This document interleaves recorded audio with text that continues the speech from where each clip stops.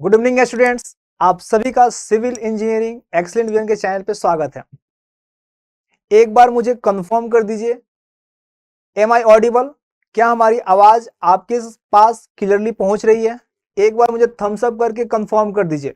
अगर मेरी Audible clear आ रहा है तो एक बार थम्स अप कर दीजिए, अगर कोई इशू है तो डाउन कर दीजिए।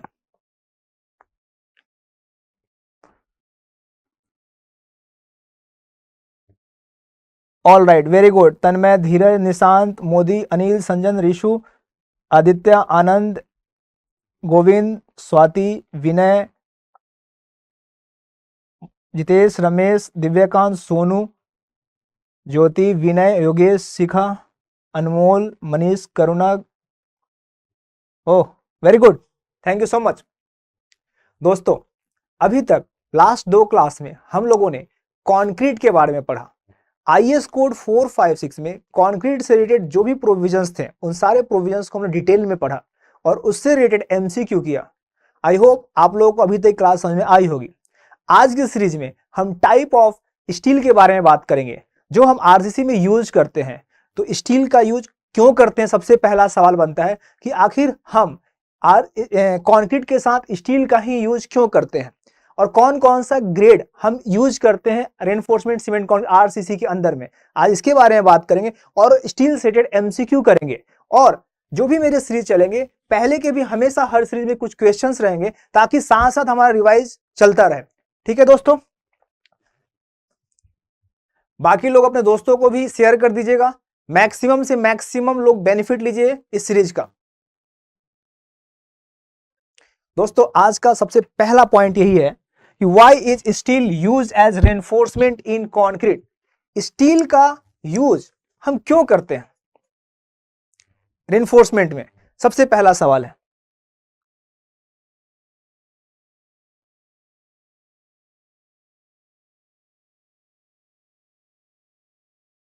लिसन दोस्त, स्टील और कंक्रीट में एक बेहतर बॉन्डिंग होने का वजह क्या है? सबसे important point, steel is a ductile material as compare to the brittle nature of concrete. Concrete का जो नेचर होता है वो ब्रिटल होता है, ठीक है, और जो स्टील का नेचर होता है वो डक्टाइल होता है। तो एक की कमी दूसरे का स्ट्रेंथ है। जब एक अमाउंट ऑफ स्टील कंक्रीट के अंदर इंसर्ट करता है तो कंक्रीट का बिहेवियर ब्रिटल से डक्टाइल चेंज होता है। आरसीसी के अंदर में जब डिजाइन करते हैं बीम, स्लैब, कॉलम, हर जगह आईएस 456 ने एक मिनिमम स्टील को रेकमेंड किया है। वो मिनिमम स्टील रेकमेंड क्यों किया है? वो स्टील है जब जो उसका नेचर है कंक्रीट का, उस नेचर को ब्रिटल से डक्टाइल में चेंज करता है। करेक्ट ना? तो ये बहुत अच्छी बात नहीं है किसी रिश्ते के लिए। अगर मेरी खुद की कोई कमजोरी है और सामने वाला को स्ट्रेंथ है, अगर दो लोग मिलते हैं तो एक अच्छा रिलेशन बनता है वहां पे। तो सबसे इंपॉर्टेंट ये कारण है कि स्टील को कंक्रीट के साथ बॉन्डिंग किया था, ये एक पहला कारण है। और दूसरा सबसे इंपॉर्टेंट और महत्वपूर्ण कारण, thermal coefficient of expansion. Thermal coefficient of expansion, thermal coefficient of expansion alpha concrete का और स्टील का एक समान होता है। इसका मतलब क्या हुआ? यानी टेम्परेचर के बढ़ने और घटने से जो इलोंगेशन होता है वो कंक्रीट में और स्टील में एक जैसा होता है।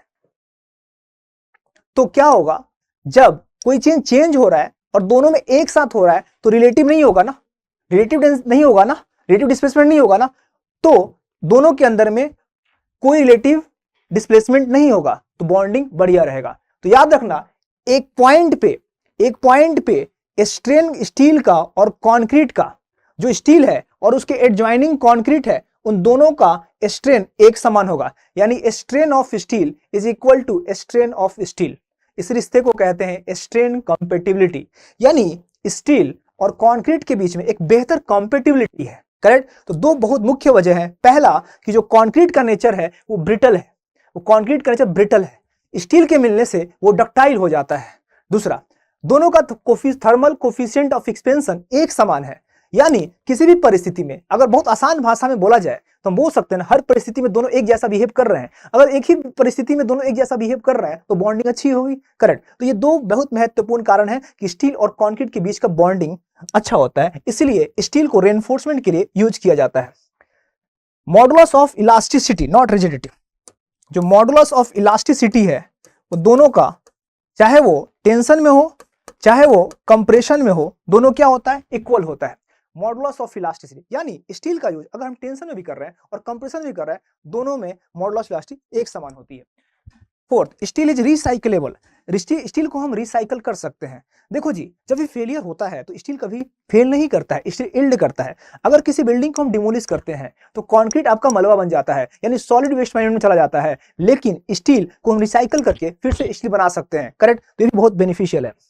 पांचवा, थर्मल एक्सपेंसेस के बारे में हम बात कर चुके हैं। तो ये मेन कारण है कि स्टील और कंक्रीट के बीच की बॉन्डिंग होती है। आज भी रिसर्च में बंबू पे रिसर्च चल रहा है कि हम रिप्लेस कर सकते हैं, और कि बंबू को अगर यूज करते हैं कंक्रीट के अंदर तो वो भी टेंशन को लेने की क्षमता है, उसके ऊपर रिसर्च चल रहा है। अगर ये सारे प्रॉपर्टी कोई और भी मटेरियल देता है तो वो भी कल को फ्यूचर में रेनफोर्समेंट का काम करेगा।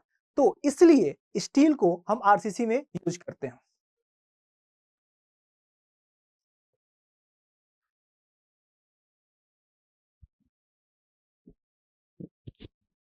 एक बार मुझे कंफर्म कर दीजिएगा, वॉइस क्लियर आ रही है?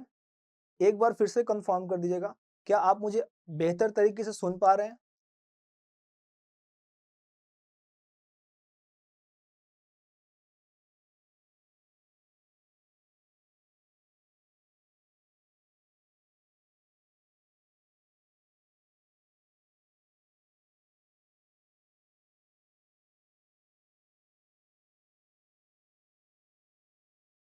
Okay, all right. तो कुछ लोगों ने बोला था कि आवाज वेरी कर रहा है, लेकिन मेजोरिटी ऑफ लोग बता रहे हैं आवाज सही आ रहा है। तो इसका मतलब अगर कुछ लोगों का है तो एक बार आप चेक कर लो, हो सके आपका नेट स्लो आ रहा होगा इसलिए वेरी कर रहा है। मेजोरिटी ऑफ लोगों ने बताया कि सही आ रहा है, ठीक है। तो आपके इंटरनेट कनेक्शंस के कारण भी ऐसा हो सकता है, ठीक है। ओके दोस्त, अब हम बात करेंगे ग्रेड ऑफ स्टील के बारे में। ये ग्रेड ऑफ स्टील हम लोग जब क्वेश्चंस करते हैं कन्वेंशनली, आशीष कुमार सर आपसे एक बार मिलना चाहते हैं, आ जाइए, इलाहाबाद में मिल लेंगे, ठीक है, एक्सलेंट विजन में। एफी 250, एफी 415, एफी 500। एफी 250 को माइल्ड बोलते हैं, एफी 415, एफी 500 एचवाई। दोस्त, ये एफी 415 का मतलब क्या हुआ, एफी 500 का मतलब क्या हुआ? जैसे हमने कंक्रीट के बारे में पढ़ा, देखो पूरा आरसीसी ना स्टील और कंक्रीट का रिश्ता है। तो रिश्ता के बारे में बाद में बात करेंगे, पहले तो जान तो लो स्टील कंक्रीट कैसा है, स्टील कैसा है। हम लोगों ने अभी के 2 क्लासों में कंक्रीट को जाना, अब हम स्टील को जानेंगे। जब दोनों को जानेंगे तो रिश्ता बन जाएगा बढ़िया। अब बात करते हैं एफी 250, एफी 415 और एफी 500। हाँ सही बोला, गोविंद ने बहुत बोला, जिसका वॉइस स्लो आ रहा है वो वॉल्यूम को बढ़ा ले, ठीक है। तो एफी 250, एफी 415, एफी 500, तो ये 3 कन्वेंशन हम यूज करते हैं। अब इसका मतलब क्या होगा, डेजिग्नेशन, जैसे M20 था, M25 था, तो M4 मिक्स। 20 का मतलब characteristic strength of cube 150 mm cube at 28 days in newton per M square. इसी तरह Fe 415, Fe 250, ये डेजिग्नेशन है किसका, स्टील का।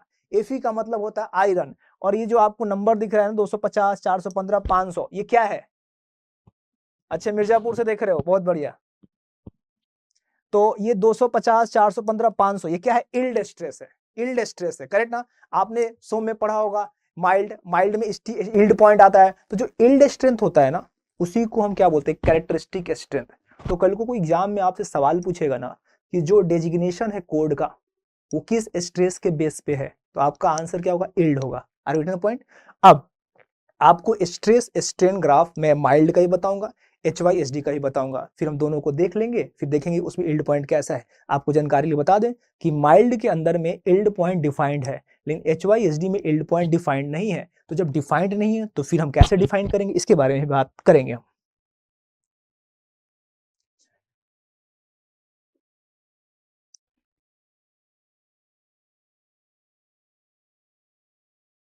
ओके, थैंक यू दोन, थैंक यू, डन। दोस्त, अभी हम जो यूज करेंगे ना वो क्या है, Fe 250, Fe 415, 500। तो माइल्ड बोलूंगा इसका मतलब Fe 250, HYSD बोलूंगा मतलब Fe 415 और Fe 500। ठीक है दोस्त। अब कुछ रिसेंटली डेवलप्ड है जो कि Fe 500D, Fe 550, Fe 600। पहली बात Fe का मतलब आयरन हो गया, जो ये नंबर दिख रहे हैं ये आपका इल्ड स्ट्रेस है, करेक्ट। अब ये कहीं कहीं डी दिया हुआ है। अब देखो जी, अब आपको Fe 500 भी Fe 500 दिए, इसका मतलब ये दोनों का इल्ड तो सेम है, डी का मतलब इन दोनों के कंपेयर में इसकी डक्टिलिटी ज्यादा है, डी फॉर डक्टिलिटी।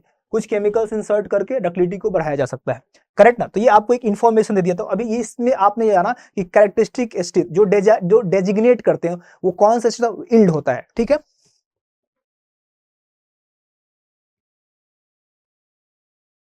लिसन, अब दोस्त हमारा जो ग्रेड है Fe 250, Fe 415, Fe 500। तो हम लोग Fe 250 क्यों बोले, क्योंकि इल्ड है, 250 पे इल्ड किया इसलिए Fe 250 बोल दिया। 415 न्यूटन पर एमएस करने एमपीए पे किया तो Fe 415 बोल दिया। 500 पे किया तो Fe 500 बोल दिया, ठीक है ना, करेक्ट। अब अल्टीमेट क्या है, 412, 485, 545, ये अल्टीमेट स्ट्रेस है। और डक्टिलिटी दे रखा है कि 23%। ये एग्जैक्ट डेटा नहीं है, कई किताबों में 24%, 25% दे रखा है, तो 23 से 25% डक्टिलिटी माइल्ड में आ गया, 6.5% आ गया 415 में, 12% आ गया इसमें। इसका मतलब क्या, इलोंगेशन जो माइल्ड का है ना वो सबसे ज्यादा है, जो फेलियर हो रहा है ना माइल्ड का सबसे ज्यादा है, करेक्ट ना। यानी अगर 10 सेंटीमीटर का है तो क्या हो रहा है, लगभग 12.3 तक जा रहा है वो, करेक्ट। इसका मतलब ये हुआ 23% इसके अंदर इलोंगेशन हो रहा है, इसमें उससे कम हो रहा है, इसमें उससे कम हो रहा है, करेक्ट ना। अभी आपको मैंने माइल्ड का HYSD का कैरेक्टरिस्टिक बता दिया कि इसका इल्ड इतना है, इसका अल्टीमेट इतना है, इसकी डक्टिलिटी अधिक। तो कोई आपसे सिंपल बात है पूछता है ना कि डक्टिलिटी ज्यादा किसका है, तो माइल्ड का है। डक्टिलिटी कम किसका है, तो बोलोगे HYSD का। इतना याद रखना। लिसन, अब दोस्त आपको बताया कि the yield strength of steel is taken as characteristic है। This is very very important point कि जो इल्ड है वो क्या है, कैरेक्टरिस्टिक पॉइंट है, ठीक है। तो एक बात और इंपॉर्टेंट बात, जब हम कंक्रीट पढ़ रहे थे तो हम लोगों ने क्या किया था, आपको कंप्रेसिव स्ट्रेंथ टेस्ट किया था। तो जब कंप्रेसिव स्ट्रेंथ निकाला था वो क्या था, अल्टीमेट स्ट्रेंथ था, अल्टीमेट। और हमने इनफाइनाइट नंबर ऑफ, यानी इनफाइनाइट कोई भी सैंपल, नंबर ऑफ सैंपल लिया था और नंबर ऑफ सैंपल लेकर हम लोगों ने कंप्रेसिव टेस्ट किया था, कंप्रेसिव टेस्ट किया था, करेक्ट ना। तो वो क्या था, वो अल्टीमेट स्ट्रेंथ था, क्या था, अल्टीमेट। और अलग अलग क्यूब का स्ट्रेंथ लिया और वहां से हम लोगों ने डिफाइन किया था कैरेक्टरिस्टिक स्ट्रेंथ। तो कल को कोई पूछेगा ना कि कंक्रीट का जो डेजिग्नेशन है, डेजिग्नेशन यानी कैरेक्टरिस्टिक स्ट्रेंथ है, वो किसके ऊपर बेस है, तो आपका आंसर क्या होगा, अल्टीमेट के ऊपर बेस है।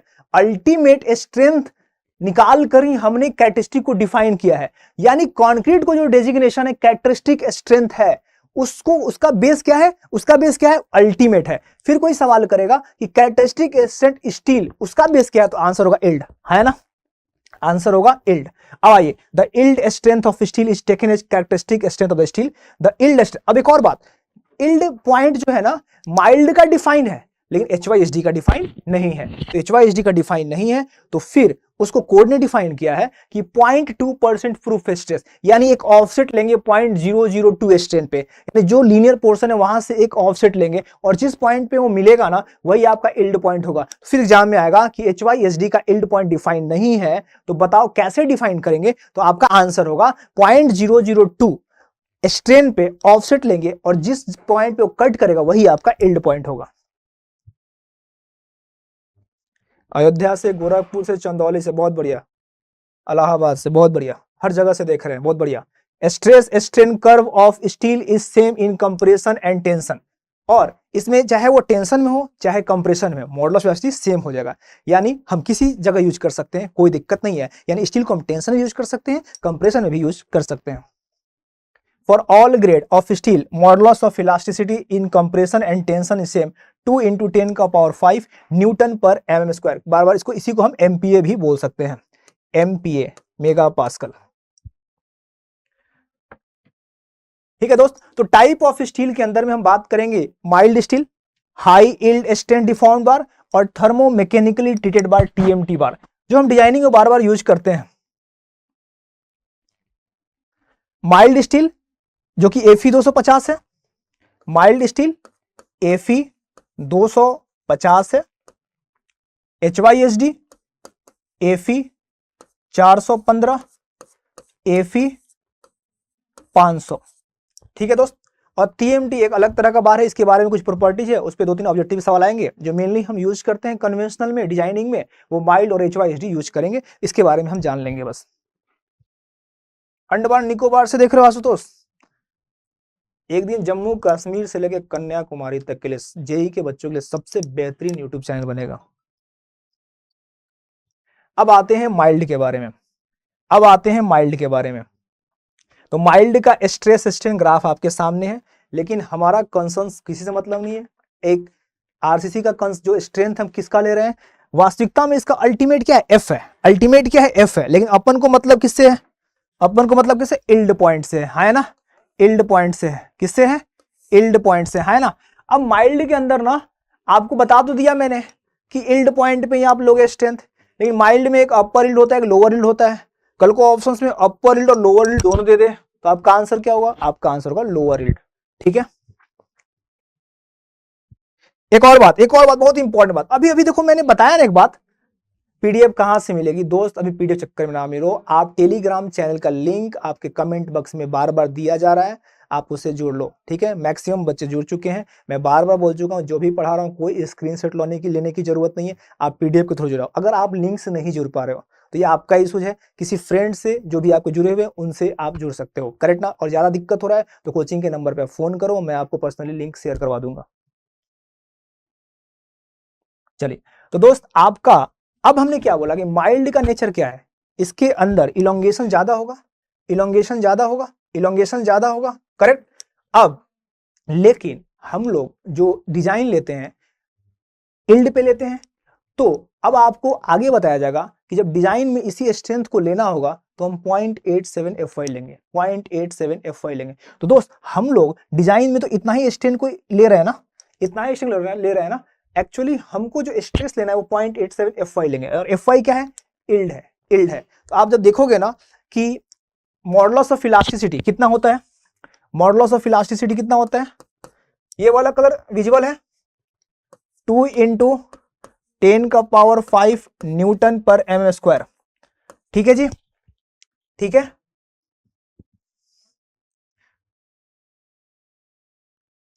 तो modulus of elasticity stress upon strain, stress कितना ले रहे हो डिजाइनिंग में आप, अब आपको निकालना है स्ट्रेन। तो डिजाइनिंग में जो हम स्ट्रेस लेंगे ना दोस्त, वो लेंगे 0.87 FY का मतलब क्या हुआ, इल्ड स्ट्रेंथ 250। ठीक है, और जो मॉडुलस होगा ना 2 × 10⁵। याद रखना, माइल्ड सबसे ज्यादा इलोंगेट करना वो अलग बात है, लेकिन अपन लोग जो स्ट्रेंथ ले रहे हैं वो किसका ले रहे हैं, इल्ड का ले रहे हैं। इल्ड पे कितना होगा, FY होगा। डिजाइनिंग करेंगे तो फैक्टर ऑफ सेफ्टी लेंगे, कितना लेंगे, 1.15 लेंगे। तो जो स्ट्रेंथ है FY है, फैक्टर ऑफ सेफ्टी 1.15 है, तो मेरा डिजाइन स्ट्रेंथ कितना हो जाएगा, 0.87 FY होगा। मॉडुलस ऑफ इलास्टिसिटी 2 × 10⁵ है, तो मेरे को कमेंट करके बताओ स्ट्रेन कितना होगा, मेरे को कमेंट करके बताओ स्ट्रेन कितना होगा। जब मैं डिजाइन स्ट्रेस की बात कर रहा हूँ, 0.87 FY की बात कर रहा हूँ, माइल्ड में बात कर रहा हूँ, तब मेरा स्ट्रेन कितना होगा, कमेंट करके बताओ। Very good Siddharth Patel, very good. 0.011। PDF को लेकर कोई परेशान ना हो यार, प्लीज क्लास देखो, लास्ट में मैं आपको फिर से मैसेज डलवा दूंगा, पिंड करवा दूंगा, आप क्लास आराम से एंजॉय करो। अगर कोई दिक्कत हो रहा है कोचिंग इंस्टीट्यूट का नंबर ले लो, उस नंबर पे फोन कर देना, आपको पर्सनली लिंक भेज दिया जाएगा। ठीक है,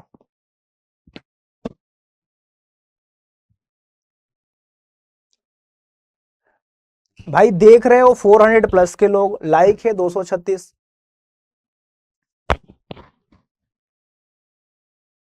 प्रदीप मौर्य, नहीं मेरा भाई नहीं है संदीप महेश्वरी। ठीक है, अब जवाब तो दो। 0.001 होगा ना, कुछ लोग बता रहे हो 0.0011, कुछ बोल रहे हो 0.01, क्या बातें कर रहे हो यार, 0.001 होगा ना।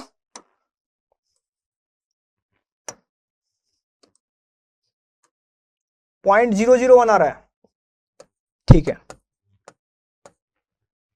मुझे नहीं पता, आप लोगों को बोल रहे हो, मैं लिख दिया। ठीक है दोस्त, अब देखो ध्यान से, इसका इलोंगेशन ज्यादा है, बहुत ध्यान देना। अगर कोई माइल्ड की बात करता है ना, आप बोलोगे इलोंगेशन ज्यादा है, मतलब डक्टिलिटी ज्यादा है, बहुत डिफरेंस। लेकिन जब मैं डिजाइनिंग की बात कर रहा हूं, तो हम जब ले रहे हैं डिजाइनिंग को 0.87F5 ले रहे हैं, तो 0.87F5 जब हम स्ट्रेस ले रहे हैं उस समय स्ट्रेन 0.0011 है, करेक्ट ना? ठीक है, अब देखो HYSD बार, HYSD बार का इल्ड F5 है, स्ट्रेस 0.87F5 होगा। चलिए अब आते हैं, यहां तो समझ में आ गया आपको। अभी तक मैंने दो बातें क्लियर किया, फिर से मैं रिवाइज कर दे रहा हूं। माइल्ड स्टील है, माइल्ड स्टील्स के इल्ड पॉइंट है, अल्टीमेट पॉइंट है, फ्रैक्चर पॉइंट है, हमें किससे मतलब है? इल्ड पॉइंट से है। अगर अपर लोअर की बात है, लोअर इल्ड पॉइंट से है, वो हमारा कैरेक्टरिस्टिक को डिफाइन करता है। डिजाइनिंग के लिए हम कितना लेते हैं? 0.87F5 लेते हैं। इसका मतलब जब point stress is the function of strain, जब हमारा स्ट्रेस 0.87F5 हो रहा है तब स्ट्रेन कितना हो रहा है? 0.001 हो रहा है। क्लियर है ना? यहां तक क्लियर है ना? Very good. अब देखो, अब हम बात करते हैं वो पॉइंट से, आपको बताने की जरूरत नहीं, आप सब जानते हो। अब आते हैं हाई इल्ड पॉइंट पे, हाई इल्ड स्ट्रेन डिफॉर्म्ड बार। देखो उसका जो स्ट्रेस स्ट्रेन बनता है कुछ ऐसा बनता है और इल्ड पॉइंट डिफाइन नहीं है, तो कोर्ट ने 0.2% का ऑफसेट की बात किया है, 0.2%। एग्जाम में क्वेश्चन आएगा आप लोगों कि अगर इल्ड पॉइंट डिफाइन नहीं है HYSD का तो स्ट्रेन कितना लेंगे, तो आपका आंसर होगा 0.00। इस बात का ध्यान देना कि ऑप्शंस में परसेंटेज, सवाल में देखो बहुत कंफ्यूजन होता है। अब एग्जाम में जो क्वेश्चन आएगा ना परसेंटेज में पूछा है तो आपका आंसर 0.2 होगा, 0.2 होगा। अगर केवल स्ट्रेन की बात किया है तो 0.002 होगा। ठीक है ना? यहां पर फंसा सकता है आपको, इस पर ध्यान दीजिएगा। करेक्ट, ठीक है विष्णु, वेरी गुड। अब आपने यहां से ऑफसेट लिया, आपका ऑफसेट लिया और यहां इस पॉइंट पे मिल गया, तो ये पॉइंट क्या हुआ आपका? ये पॉइंट क्या हुआ? इल्ड पॉइंट हो गया। ये पॉइंट क्या हुआ? इल्ड पॉइंट हो गया। Done done.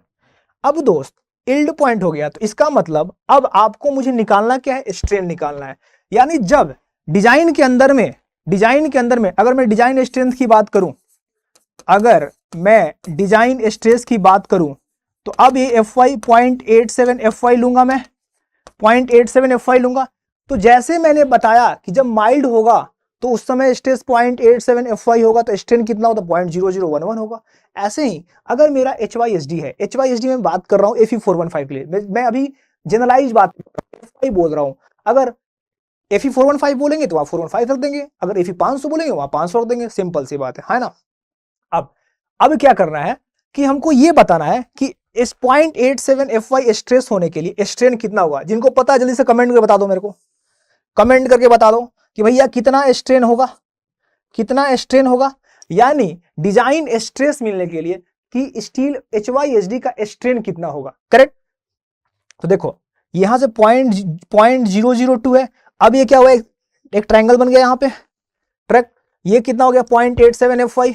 तो हम बोल सकते हैं ना दोस्त, स्ट्रेन जो स्ट्रेन होगा वो 0.002 प्लस स्ट्रेस और ES 0.87Fy अपॉन ES होगा, हाँ है ना? Correct, very good very good, सीखा, वेरी गुड। 0.038 से बाद 0.0 सिविल योद्धा, आप गलत बता रहे हो, योद्धा लिखे हो, सिविल का नाम खराब कर रहे हो भाई, नाम चेंज करो यार। ये योद्धा लिखकर तुम गलत आंसर दे रहे हो, ऊपर सिविल योद्धा लिखे हो, नाम चेंज करो जल्दी से अभी। चलो तो दोस्त, अगर अब मैं बात करता हूं कि अगर मेरा डिजाइन इसे 0.87Fy Fe 415 के लिए होगा तो स्ट्रेन कितना होगा? तो Fe 415 के लिए स्ट्रेन कितना होगा? 0.0038। Fe 500 के लिए स्ट्रेन कितना होगा? 0.0042 होगा। कितना होगा? 0.0042 होगा। Ishan Bhardwaj, very good very good very good. दोस्त आप सब ने बहुत सही बताया, मजा आ गया आपका रिस्पॉन्स देख के, बहुत बढ़िया बताया आप लोग। अब बहुत ध्यान से मेरी एक बात सुनिए, बहुत ध्यान सुनिएगा, यहाँ पे बहुत लोग गलती करते हैं। मैं ये बताना चाह रहा था कि पूरे RCC में मैं जो डिजाइन स्ट्रेस लूंगा वो 0.87Fy लूंगा। तो point stress is the function of strain. अगर माइल्ड स्टील होगा तो 0.0011 स्ट्रेन होगा। अगर Fe 415 होगा तो 0.0038 स्ट्रेन होगा, तब 0.87Fy होगा, या उससे ज्यादा होगा तो होगा, कम पे नहीं होगा। कम होगा तो स्ट्रेस कम हो जाएगा। यानी अगर Fe 500 होगा तो 0.0042 स्ट्रेन या उससे ज्यादा होगा तो हम लेंगे। क्लियर है ना? अब आपसे क्वेश्चन पूछा जाएगा कि आरसीसी के अंदर इलोंगेशन माइल्ड का ज़्यादा होगा कि HYSD का होगा? वो ध्यान सुनना, अभी तक मैंने माइल्ड के बारे में सारी बातें बताई, HYSD के बारे में ज़्यादा बातें बता दी। अब आपसे सवाल पूछा गया कि आरसीसी के अंदर जो स्ट्रेन होगा वो माइल्ड का ज़्यादा होगा कि HYSD का? कमेंट करके बताइए। अतुल यादव फंस गए, तुम फंस गए, नीरज फंस गए, विनीत वेरी गुड, बहुत बढ़िया विनीत, रत्नेश, अंकित, मुरारी, जीतू, आकांक्षा आपका भी गलत है, दीपक वेरी गुड वेरी गुड। मामला 50-50 का है, मामला 50-50 का है। आधे बच्चे बात को समझ गए और आधे बच्चे वही गलती किए जो सब लोग करते हैं। दोस्त, मैंने पहले बोला था ना कि माइल्ड इलोंगेट ज़्यादा करता है। अरे क्या मतलब है यार मेरे को, मैं तो 0.87 का कर रहा हूँ ना, मैं जो कंसीडर कर रहा हूँ स्ट्रेस, उस समय स्ट्रेन माइल्ड में 0.0011 है ना, जब मैं 0.87 FE 415 का ले रहा हूँ तो 0.038 है ना, जब मैं 0.87 FY है तो 0.0042 है ना। मेरी बात ध्यान सुनो, माइल्ड इलोंगेट ज़्यादा करता है, HYSD कम करता है, बिल्कुल सत्य है। लेकिन आरसीसी के अंदर हम लोग जो कंसिडरेशन कर रहे हैं डिजाइनिंग में 0.87, उस समय स्ट्रेन माइल्ड का कम है कि नहीं कम है? अरे बोलो, समझे कि नहीं समझे यार, समझे कि नहीं समझे? मैं यहाँ क्यों आया हूँ? जो छोटी छोटी बातों में जो हम गलती करते हैं ना, ये बहुत बड़ी बात नहीं, छोटी छोटी बातें हैं। तो आरसीसी में इलोंगेशन आपका HYSD का ज़्यादा होगा ना। चलो, जिन लोगों ने गलती किया कोई बात नहीं, अब समझ में आ गया, थम्स अप कर दो। अगर इस बात को समझ गए थम्स अप कर दो भाई, थम्स अप कर दो। मैं समझ जाऊं कि मेरी बात आप तक पहुंच गई। गलती करो, कोई बात नहीं है, गलती हम हमेशा करते हैं, लेकिन अपनी गलतियों से हमें सीखना है, ठीक है? तो आप समझ में क्लियर आ गया सब कुछ फिर से? अच्छा, well done, very good very good.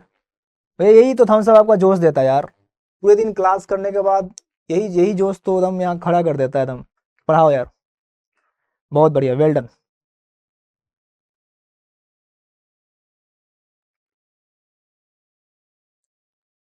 अच्छा, कुछ लोग बोल रहे हैं सर रिपीट।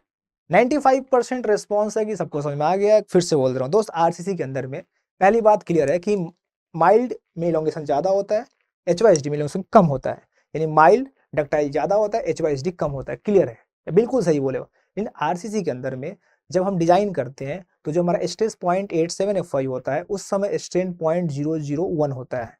जब हम 0.87 FE 415 में लेते हैं, उस समय हमारा स्ट्रेन 0.0038 होता है।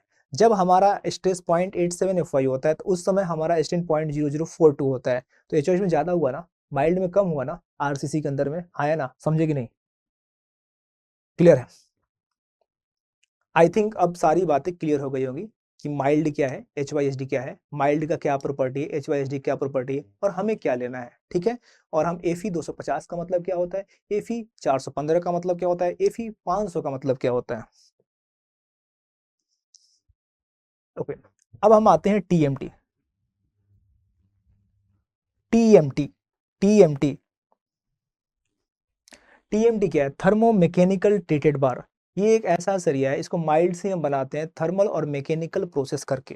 एज अ सिविल इंजीनियरिंग हमारा ये कोई इंटरेस्ट नहीं है कि ये कैसे बनता है, हमको बस मतलब है कि TMT सरिया से क्या होता है। तो इस TMT सरिया में क्या होता है कि कुछ प्रॉपर्टी इन्हांस करता है, मेनली कोरिजन कोरिजन रेजिस्टेंस हो जाता है। तो आपको जो हम कन्वेंशनली पूरे आरसी को डिजाइन करेंगे तो हम लोग हमेशा माइल्ड और HYSD पर डिजाइनिंग करते हैं, लेकिन TMT सरिया के बारे में बस जानना है। ये वो सरिया है थर्मल और मैकेनिकल प्रोसेस करके इसके आउटर पार्ट को बहुत हार्ड कर देते हैं, आउटर पार्ट को बहुत हार्ड कर देते हैं, और उसको टेक्निकली ना मार्टेंस्टिक रिम कहते हैं, मार्टेंस्टिक रिम बोलते हैं। अब ये आता है किस उस जो हार्ड पोर्शन है ना उसको क्या कहते हैं, क्यों देते हैं, ठीक है ना? तो उसका क्रॉस सेक्शंस करते हैं, कुछ टेक्निकल टर्मिनोलॉजी है उसके बारे में जानते हैं, 2-3 वहां से सवाल बनेंगे, ठीक है? जो भी लोग अभी तक टेलीग्राम चैनल से नहीं जुड़े हैं, आपके सामने लिंक दे दिया गया, उस लिंक से ज्वाइन कीजिए, ठीक है? Manish Kumar, thank you so much, very good. मुझे कहना ही नहीं पड़ा है, 400 प्लस देख रहे हैं, बहुत बढ़िया, वेल डन, बहुत बढ़िया। अब हम बात करते हैं मार्टेन-स्टीक, जो आपका टीएमटी सरिया से क्रॉस सेक्शन। अब सवाल क्या पूछे जाएंगे इससे? दोस्त आपका एक स्टील है, स्टील का उसका क्रॉस सेक्शन है, उसका जो ये आउटर पार्ट है ना, जो ये आउटर पार्ट है ना, ये आउटर पार्ट है ना, ये बहुत हार्ड होता है, बहुत हार्ड होता है। आउटर पार्ट है ना, वो क्या होता है, बहुत हार्ड होता है। सवाल है इस पार्ट को क्या कहते हैं, सवाल है इस पार्ट को क्या कहते हैं, याद रखिएगा। मार्टेनसाइट बोलते हैं, मार्टेनस्टिक बोलते हैं, SITIC, स्पेलिंग गलत है, मार्टेनस्टिक कहते हैं। क्या बोलते हैं? मार्टेनस्टिक बोलते हैं, करेक्ट। अब मार्टेनस्टिक का क्या काम है? तो ये रेजिस्टेंस टू कोरिजन, क्या करता है? रेजिस्टेंस टू कोरिजन, जंग रोधक। आपने ऐड सुना होगा ना, टीएमटी सरिया, जंग रोधक सरिया, है ना। यानी वो टीएमटी सरिया होता है जिसकी बाहरी सतह बहुत हार्ड होते हैं और उसको टेक्निकली मार्टेनस्टिक रिम कहते हैं। आपसे क्या पूछा जाएगा कि जो आउटर सरफेस है उसको हम क्या बोलते हैं? तो मार्टेनस्टिक रिम कहते हैं। वो क्या करता है, उसका काम क्या है? तो रेजिस्टेंस देता है कोरिजन को, ठीक है। Very good Vishnu, very good, well done. अब हम बात करते हैं कोर के बारे में, ठीक है ना। कोर को बोलते हैं फेराइट परलाइट, क्या बोलते हैं? Ferrite pearlite. अब फिर इसका फेराइट परलाइट का क्या फंक्शन है? तो ये आपको फेराइट परलाइट डक्टिलिटी, अलीगढ़ से देख रहे हो, बहुत बढ़िया, मजे करो। Provides ductility, provides ductility. तो बस आपको यही जानना है, ऑब्जेक्टिव पॉइंट ऑफ व्यू के लिए इंपॉर्टेंट है, ठीक है ना। ऑब्जेक्टिव पॉइंट से बहुत ही इंपॉर्टेंट है। दो बात कि टीएमटी का क्रॉस सेक्शंस का जो इनर है, इनर को क्या बोलते हैं? इनर को फेराइट परलाइट बोलते हैं। आउटर सरफेस को क्या बोलते हैं? मार्टेनस्टिक रिम बोलते हैं। इनर का क्या फंक्शन है? तो इनर जो होता है प्रोवाइड करता है डक्टिलिटी, और बाहर का जो हार्ड सरफेस है वो क्यों देते हैं? तो रेजिस्टेंस टू कोरिजन देते हैं, हाँ है ना। Very good Sachin Kumar Bind, very good, thank you Sachin. अब दोस्त हम बात करेंगे क्रैक्ड सेक्शन और अनक्रैक्ड सेक्शंस के बारे में, करेक्ट ना। अब जाके हम लोगों ने स्टील और कंक्रीट को पहचान लिया है, दोनों को जान लिया है, उनके प्रॉपर्टी को समझ लिया है। आरसीसी को पढ़ने के लिए जितना इंफॉर्मेशन चाहिए वो सफिशिएंट है। तो अब हमारा इंट्रोडक्शन सेक्शन कंप्लीट होता है यहाँ पे आकर। पहले हम क्रैक्ड सेक्शंस और अनक्रैक्ड सेक्शंस के बारे में बात करेंगे, उसके बाद स्टील से रिलेटेड और पहले के कुछ कंक्रीट के भी क्वेश्चंस में डाला हूं रिवीजन के लिए, उसको हम एमसीक्यू करेंगे। तो आज की क्लास के बाद हमारा पूरा एक इंट्रोडक्शन पार्ट कंप्लीट होगा। कोई भी एग्जाम हो, यहां से बिना इसकी इस पार्ट से क्वेश्चंस बने वो पेपर कंप्लीट होता ही नहीं है। समझिए कि 3 क्लास के अंदर में आप आराम से 2 सवाल फोड़ दोगे, है ना।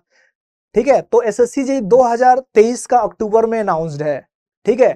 तो अपन को ना सोचना नहीं है कि 2023 है, उसके पहले 2 बार 3 बार रिवीजन करा देंगे यार, 2 बार 3 बार रिवीजन करा देंगे आराम से। जो जहां भी है, कुछ लोग नौकरी कर रहे हैं, मैं बार बार बोलता हूं कि आप पूरे जीवन मत लगाओ एग्जाम के अंदर में, एक बार तैयारी कर चुके हो ना, आप ना काम करो, ठीक है ना। और 4 घंटे 5 घंटे अपना सेल्फ स्टडी करते रहो, करेक्ट ना। ज्यादा परेशान हो जरूरत नहीं है, इसीलिए इस चैनल को लाने का मेन मोटो है। हम एक बार आप क्लास कीजिए अच्छे से, जो पढ़ चुके हैं बच्चे, आप कुछ ना कुछ काम कीजिए, कुछ ना कुछ कीजिए, ठीक है ना।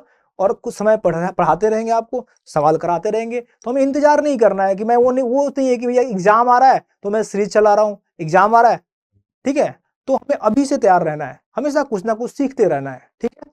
तो अपने आप को रोज बेहतर करना है, रोज बढ़िया करना है, बस ईमानदारी से मेहनत करेंगे, 100% सफलता मिलेगी। आइए अब आते हैं क्रैक्ड सेक्शन। धीरज यादव, वेरी गुड, कॉन्फिडेंस बढ़ जाता है, अच्छी बात है, बढ़ जाता है तो मैं आपका बढ़ता है तो मैं हमेशा आऊंगा।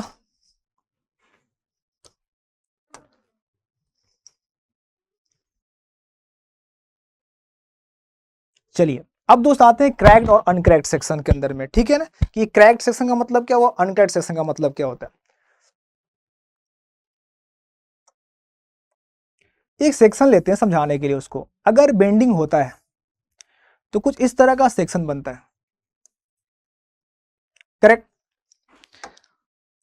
तो दोस्त आपको पता है कि जो कंक्रीट होता है ना, ये कंक्रीट है, सेक्शन देख रहे हो कंक्रीट, ये जो सेक्शन है ना कंक्रीट का, ये देखो ये सेक्शन है, ये सीधा ऐसा था। जब बेंडिंग हुआ तो क्या हुआ, यहां जब बेंडिंग हुआ तो क्या हुआ, यहां पे ऊपर क्या हुआ, कंप्रेस हुआ, ऊपर क्या हुआ, कंप्रेस हुआ।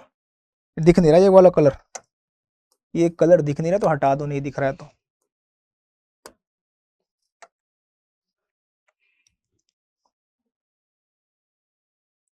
ऊपर क्या हो रहा है, कंप्रेस हो रहा है, कंप्रेस हो रहा है, और नीचे क्या हो रहा है, टेंशन हो रहा है, नीचे क्या हो रहा है, टेंशन हो रहा है, करेक्ट ना।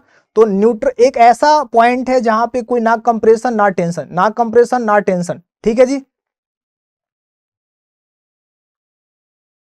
Very good Neha, well done, बहुत बढ़िया, बता दे रहे, बहुत बच्चों ने टाइप कर दिया, अरे वाह ग्रेट।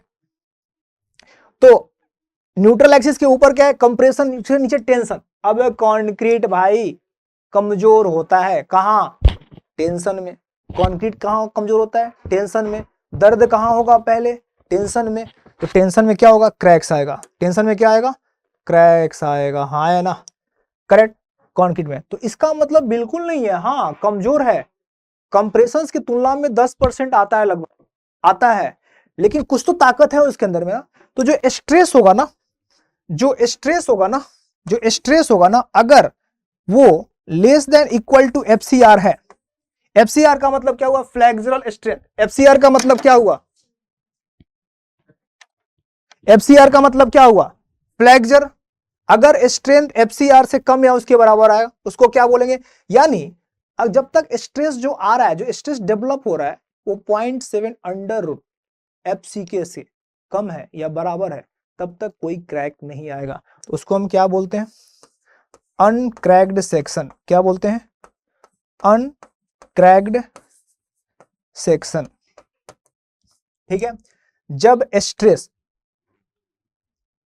जब स्ट्रेस एफसीआर से ज्यादा होगा, यानी जब उसकी स्ट्रेंथ से ज्यादा उसके ऊपर स्ट्रेस आएगा तो क्रैक आ जाएगा। तो एफ ग्रेटर देन एफसीआर होगा तो उसको क्रैक्ड सेक्शन बोलेंगे। दोस्त यहीं से तो आरसीसी और पीसीसी का कॉन्सेप्ट डेवलप होता है कि जब मानो मेरा, आप देखते हो कई स्ट्रक्चर पीसीसी का हम बनाते हैं, कई स्ट्रक्चर आरसीसी का बनाते हैं। क्यों पीसीसी का बनाते हैं, अरे यार अगर टेंशन उस पर कम हो रहा है तो क्यों स्टील देना है, स्टील का मेन काम है, मैं क्या बोला, जो कंक्रीट की कमजोरी है वही स्टील का स्ट्रेंथ है, यही इसी कारण दोनों का रिश्ता अच्छा है। तो अगर तुम्हारा स्ट्रेस एफसीआर से कम है तो स्टील देने की जरूरत ही नहीं है, स्टील तो तब देंगे जब हमारा स्ट्रेस ज्यादा आ जाएगा, यानी कंक्रीट की औकात खत्म हो जाएगी। तो जैसे कंक्रीट कमजोर हो जाएगा, स्टील बोलेगा अरे मैं हूं ना, फिर स्टील आ जाएगा। तो इसका मतलब जब क्रैक्ड होगा तो सारा स्ट्रेस कौन लेगा, स्टील लेगा। और मानो स्टील आपने डाल दिया और स्ट्रेस डेवलप जो हो रहा है, जो स्ट्रेस डेवलप हो रहा है वो एफसीआर से भी कम है, उस समय दोनों मिलके लेंगे, बोले आओ दोनों लेते हैं। ये नहीं कि स्टील बैठा रहेगा बोलेगा तुम लो, जब तक तुम्हारी ताकत है तुम लो, मैं नहीं लूंगा, नहीं, स्टील बोलेगा यार दोनों साथ साथ रहते हैं, दोनों लेंगे, है ना। तो जब अनक्रैक्ड होगा तो टेंसाइल स्ट्रेस स्टील और कंक्रीट दोनों लेंगे मिलके, करेक्ट ना। और इस कंक्रीट लेता रहेगा, जैसे आपका सेक्स स्ट्रेस एफसीआर से ज्यादा होगा, जैसे एफ एफसीआर से ज्यादा होगा, कंक्रीट का स्ट्रेंथ खत्म हो जाएगा, अब स्टील बोलेगा मैं लूंगा, करेक्ट ना। सबसे पहले क्रैक्ड क्या होता है, अनक्रैक्ड क्या होता है, आपने समझा। और एक बात और इंपॉर्टेंट पॉइंट, जब अनक्रैक्ड होगा तो पूरे टेंसाइल को स्टील और कंक्रीट दोनों मिलकर लेंगे, जैसे क्रैक्ड होगा, क्रैक्ड का मतलब ही हुआ कि कंक्रीट की औकात कंप्लीट हो गई, तो फिर स्टील ताने नहीं मारेगा, स्टील बोलेगा मैं हूं ना, फिर स्टील आ जाएगा। तो क्रैंक सेक्शन का पूरा टेंसाइल कौन लेगा, स्टील लेगा, करेक्ट ना। तो यहां से मैं पॉइंट करके लिख सकता हूं,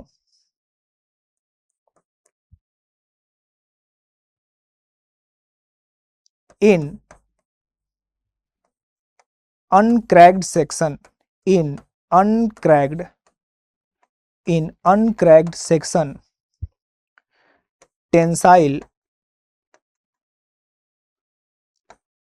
stress are taken by steel and concrete both, ठीक है दोस्त, स्टील एंड कंक्रीट बोथ। फिर बोल सकते हैं in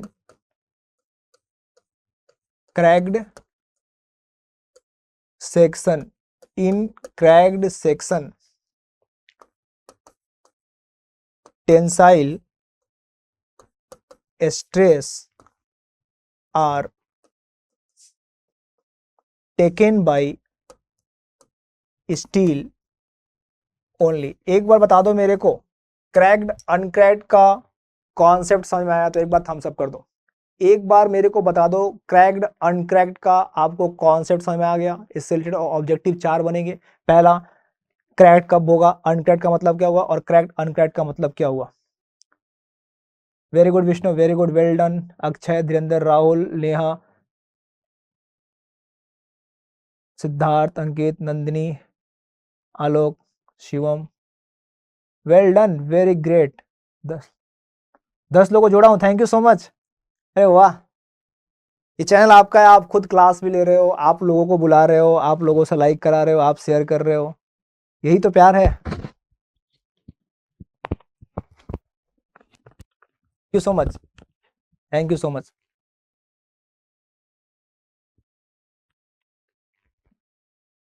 thank you so much, thank you so much. आपका ये प्यार हमको और बेहतर काम करने के लिए मजबूर करता है।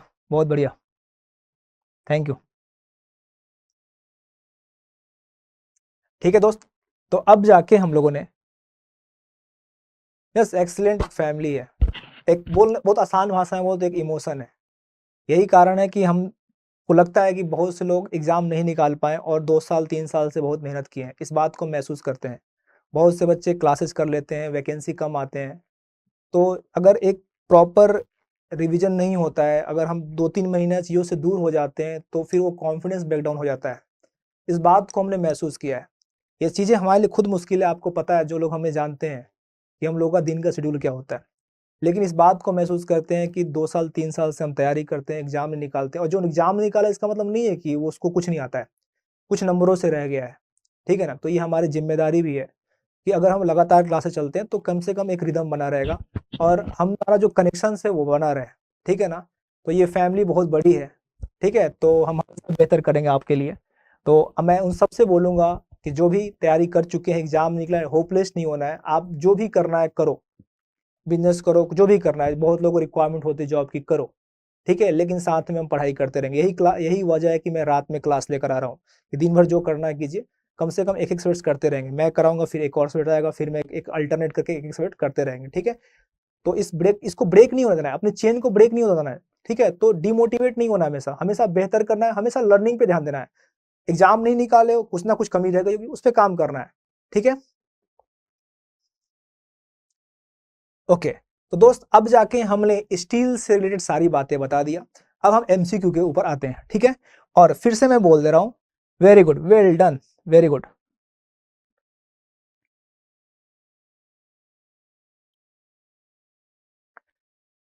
अब हम इसे एमसीक्यू करेंगे। एमसीक्यू का अप्लाई करते समय आप क्वेश्चंस नंबर मार्क कीजिएगा, ठीक है, और फिर आंसर रिप्लाई कीजिएगा, ठीक है। तो मैंने सारे कॉन्सेप्ट बता दिए, और आज में स्टील के अलावा मैं पहले क्लास 2 क्लास के भी कुछ कुछ क्वेश्चंस लगाए हैं, ठीक। ये नहीं कि हम पढ़ते जाएं, ताकि एक पूरा फुल कॉन्फिडेंट हो कि भैया अब इंट्रोडक्शन से कुछ भी पूछा जाएगा मैं कर दूंगा। आज के एमसीक्यू के बाद हमारा इंट्रोडक्शन पार्ट कंप्लीट होगा, ठीक है। तो होपफुल आप आज बहुत बेहतर करोगे, सवाल के साथ साथ आप आंसर करना।